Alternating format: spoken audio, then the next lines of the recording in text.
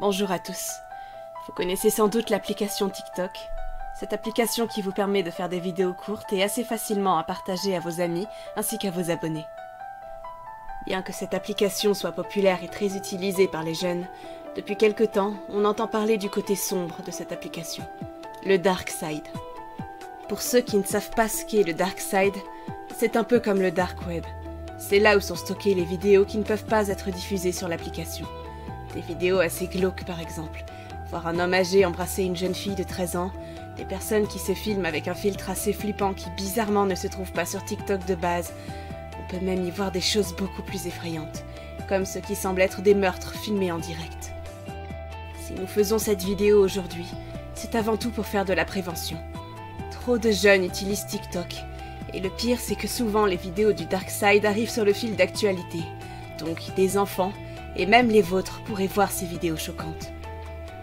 Je vous demande vraiment de faire attention au dark side de TikTok.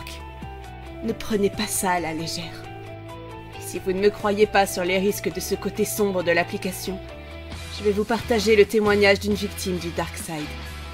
Nous avons beaucoup hésité à vous parler de son histoire, car nous ne voulons sûrement pas faire le buzz sur cette polémique, mais vraiment en faire de la prévention.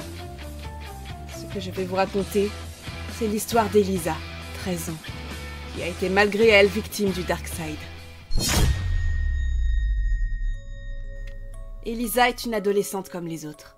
Une vie normale, un petit copain et des amis sur qui compter.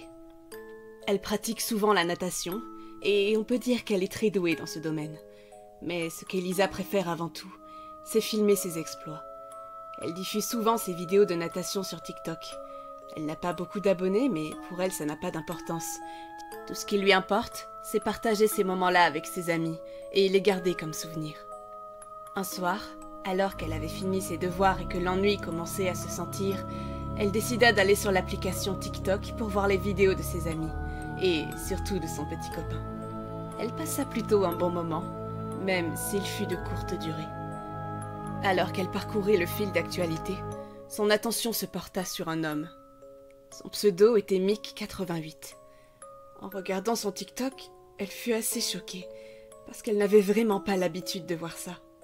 Sur sa vidéo, Mick88 portait un masque semblable à ceux des Anonymous, et disait « Celui qui ne like pas la vidéo, je viendrai chez lui pour lui faire connaître l'horreur. » Elisa en ricana. Elle se dit que c'était sûrement juste un type qui voulait faire peur aux gamines pour gagner en notoriété. Elle décida donc de l'ignorer et partit se coucher. Le soir même, elle fut réveillée par un gros bruit venant de la fenêtre de sa chambre. Elle pensait d'abord rêver, mais le bruit fut de plus en plus insistant, comme si quelqu'un cherchait à entrer. Immédiatement prise de panique, Elisa alla à la chambre de ses parents. Elle leur dit qu'il y avait quelqu'un, peut-être un cambrioleur. Le père prit immédiatement sa fille au sérieux. Armée d'un couteau, alla ouvrir la fenêtre pour voir s'il y avait vraiment quelqu'un. Étrangement, personne n'était là. En revanche, une feuille avait été déposée sur la fenêtre. Écrit avec des lettres ensanglantées, Elisa fit immédiatement le lien avec la vidéo qu'elle avait vue plus tôt. « Elisa, t'aurais dû liker ma vidéo. Prépare-toi à vivre tes derniers moments. » Ils appelèrent la police pour faire surveiller la maison, mais ne parvinrent pas à fermer l'œil de la nuit. Comme par hasard, plus rien ne se produisit de la soirée.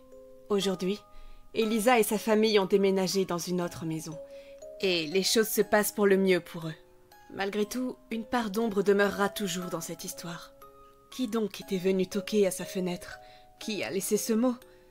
Ce qui est sûr, c'est que Mick88 était derrière tout ça. Mais comment aurait-il pu trouver l'adresse d'Elisa? L'aurait-il localisée grâce à son adresse IP? Tant de questions et pas de réponse. Alors s'il vous plaît, je vous le répète une dernière fois, n'allez jamais sur le dark side de TikTok.